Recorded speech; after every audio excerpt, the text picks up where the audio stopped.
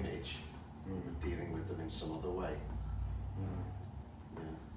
Yeah. I think that also comes back to the point about your prior knowledge as well. So I was talking to you about your paintings, Alex, and that knowing your other paintings, I could see the objects in these paintings, but if I didn't know those other paintings, then I wouldn't see the objects in them, perhaps. So I wouldn't be looking for them, but I am looking for them. Right. I suppose what we were talking about out there as well, about Montreal's trees and knowing them and knowing those and overlaying those. So one painting, the knowledge of other paintings enters the painting that you're looking at. That makes me think about another aspect of the painting. So the more figurative they are, the more the narrative aspect there is. On the other hand, when you're pushing this in between boundary, you're kind of not just pushing the visual and the objectness, you're also pushing the narrative to some extent to an ambiguous state. And it's more so obviously for paintings such as these, and which are more visually recognisable. But also, I'm saying, if you bounce back between a series of paintings along the painter's career, this is different narrative going on as well. And I wonder with curators particularly, what the hang of this show, what was behind that? Were there any of those kind of things coming through in your thinking about it? The hang was surprisingly difficult, actually, to get right. I think we managed it. We originally approached it with the idea that each artist would have their own separate area. That didn't particularly work for reasons to do with colour and the usual sort of curatorial things to take into consideration. For some reason my paintings fight with carvers. They don't like being next to each other, with the exception of this one, and I've got no idea why that is. Apart from the possibility that it is just simply to do with the palette. Whereas Alex's, for instance, sat very well with carvers, which is kind of odd. I can't explain it now. So it took a while. Tom was very helpful within that. So and I think we kind of got it right, but we didn't go with any kind of theme. I guess is the answer to your question. We just kind of went with the aesthetics of what worked well together, sat well together, and didn't interfere with each other too much. It went through many different formations before we got to this. I think we tried almost everything other than hanging them on the ceiling. I think there's so many decisions that are being made in an exhibition like this in terms of just the presentation of it, but also deciding what work did any of you do works particularly for this show, or was it work that you were working on previously? Yeah, I did actually. Right. Richard and Marco had specified the number of paintings that they wanted from each painter, so we knew we were working to a group of works. And also there was, the catalogue would reproduce all of the works in the show was an interesting idea, so there was no room for manoeuvre there. The paintings had to be these 5 at this time, which is slightly different from the playing about with possibilities and painting right up until the hang. We all brought 5 paintings. So were there kind of surprises that came from that then, or was everybody, curatorial? Sorry to describe that. I'm interested because you also wrote, so you kind of had a feet in both camps in the sense of. Yeah, I did, but the paintings were. I completed the text in late December, and so there was a period of. The text was finished before all the paintings were. So then the last couple of months have been working on the paintings. I don't know if that's the case in other people's work, whether they were works that were finished some time back. But I was quite unsure as to what I was going to put in. But in a sense, I was slightly working off my own text. I've written a text, and then I'm almost aligning a group of paintings to the text, which nobody else possibly was able to do that. Do you mind me asking though? As you were painting them, were you thinking about the text at any point? Every day. No.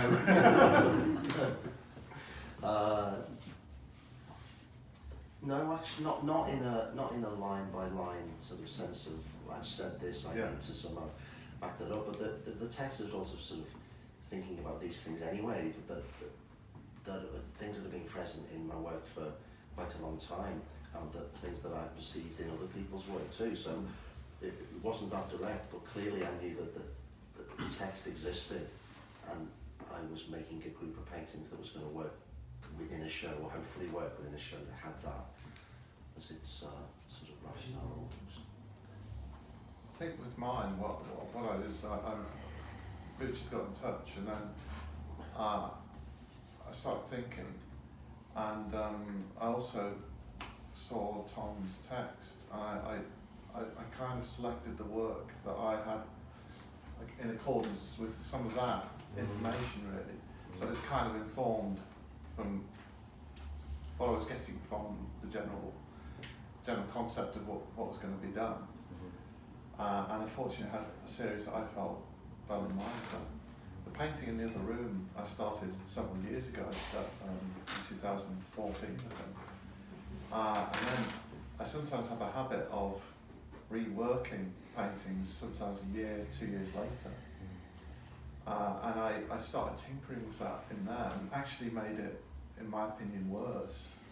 I then had to go back and tinker with it again to try and make it better, because sometimes you don't notice there's something wrong until a few months later, and if you see something, it catches your eye and you think, why have I left it like that? You know, I've left it with this area totally wrong, or totally it doesn't balance with the rest, so did it again, and then kind of got it back to almost where it was. I don't think it's quite where it was before, but it seemed to work all right. And then I'd already done those series, the 3 there and the other one, somewhere in between all that. I'd been working around that idea, so the kind of evolution of it was over a series of years, if you like, whilst doing other things, you know. I think that's really interesting. You kind of opened the door a little bit into your practice and how you consider and make your work, and the kind of time that involves as well. And I think that's a really interesting area that I think maybe we could talk a little bit about in terms of the time aspects of it and the kind of practice aspects of what you do. Because there's a lot of time goes into these, isn't there? And they're kind of like little time capsules in a way, aren't they? I think that's kind of something that's talked about. I'm trying to remember who's talked about it. Is it? No. Isabel Grohr. Isabel Grohr, yeah.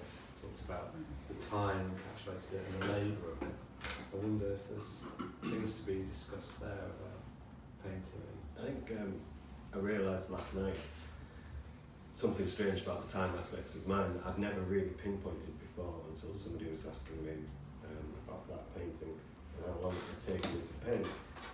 And when I actually drilled down into that question and really thought about it, I was thinking it had taken me about 3 months.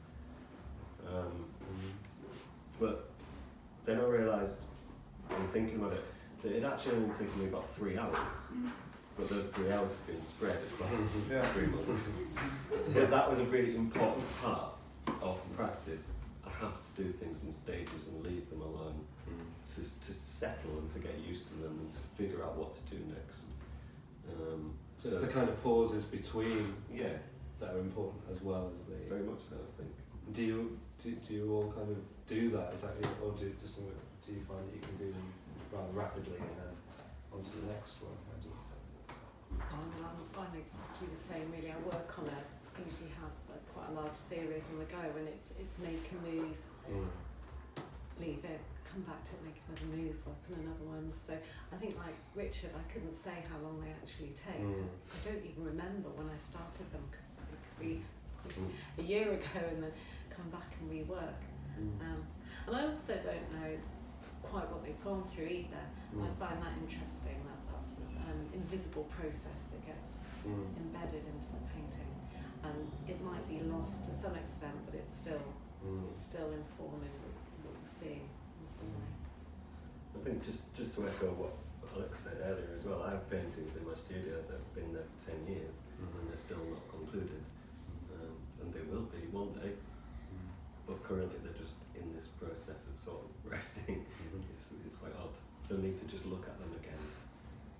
And I think it is that thing that you said, one day I'll walk into a studio and I'll know exactly what that painting needs to conclude it, and it'll be concluded. But in the interim, lots of other things are going on. I'm making lots of other paintings.